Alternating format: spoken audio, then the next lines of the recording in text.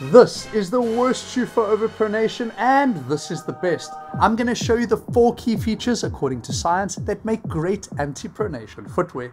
Shoe science should always build on top of foot science. After all, shoes are made for the feet. So when investigating what the best shoes are for pronation, we have to first understand what the feet need to not overpronate.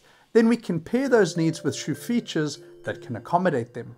Our toes protect our feet from extreme positions like overpronation. They can do this through their direct ability to move the heel in what is known as forefoot hindfoot coupling. So, inward pointed toes moves the heel into eversion, which is known as a supinated foot shape.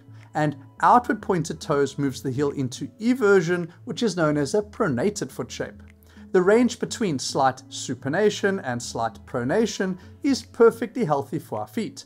But if the toes point excessively outwards in what we might recognize as a bunion position, the heel will be steered beyond the healthy range of eversion, sending the foot into overpronation. This was revealed in a study on 25 young females with bunions who were found to pronate significantly more than a group of 25 women with healthy feet. So, what causes the toes to move into this bunion shape?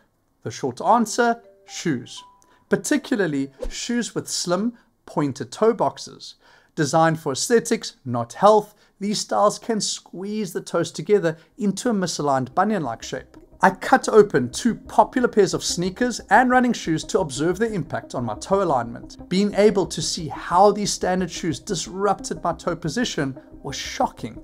And as we now know, changing the toe's position in this way can lead to hindfoot misalignment and likely excessive pronation.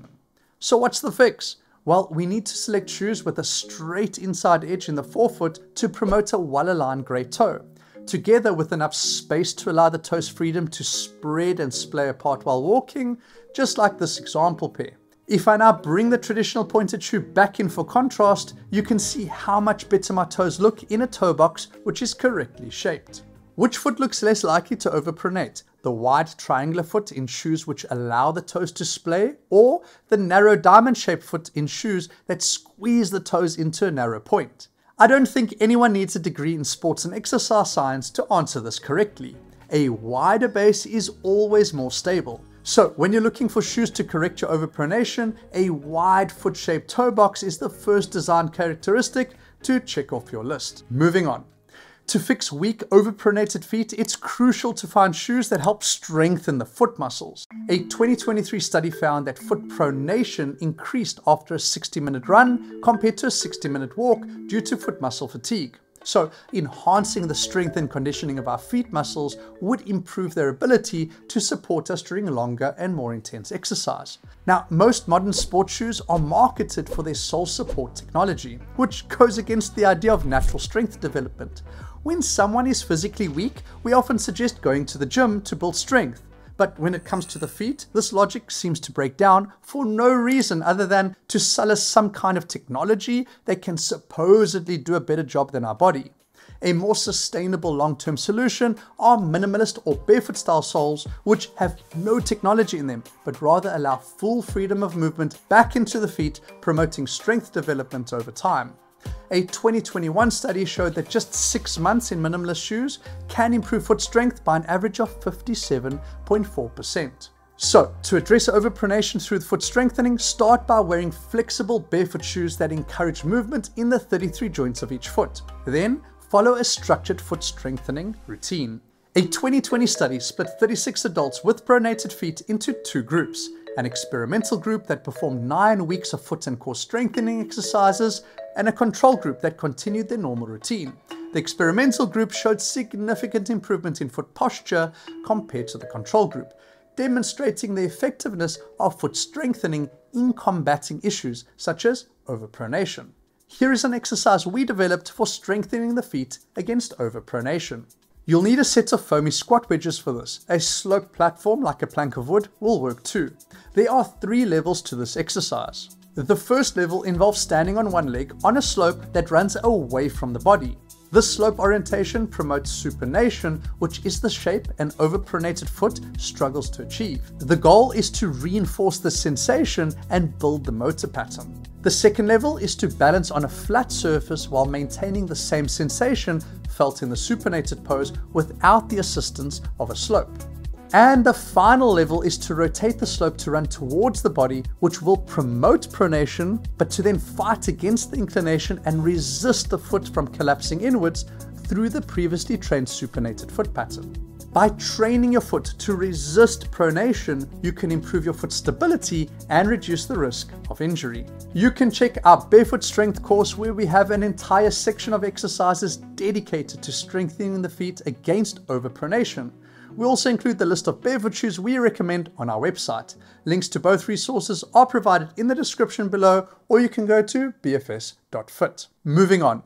If you want to stop overpronating, you've got to feel the ground beneath you. Consider this. While walking, every step lasts on average just 0.63 seconds. In this short time, our body senses the ground, absorbs impact forces by pronating slightly, then quickly stiffens to create a solid base for the next step.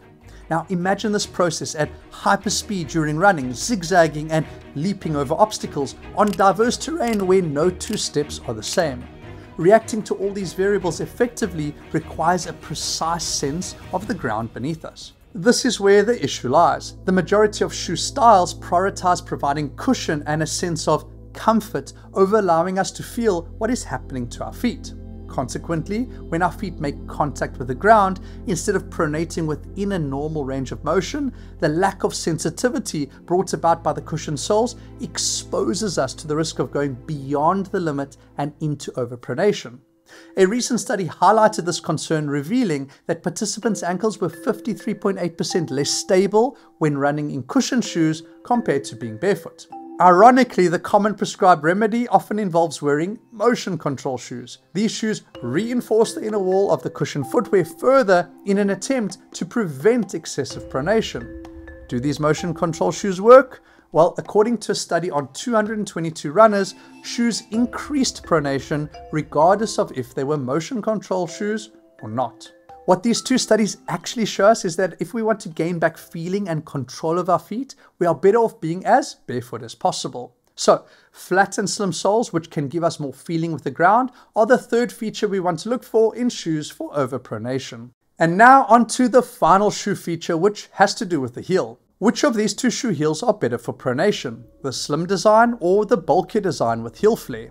The answer is the slimmer heel. Here's why. A slim design helps reduce the moment arm between the heel and the edge of the shoe. This is important because when the shoe is too bulky, a larger moment arm is created, and just like a spanner with a longer handle has more leverage, the longer moment arm in the bulkier shoes can force the foot to rotate excessively inward into overpronation after impact. By slimming down the heel, shoe manufacturers are able to reduce the moment arm and decrease the rotational force that is imparted to the foot after impact, just like a spanner with a shorter handle.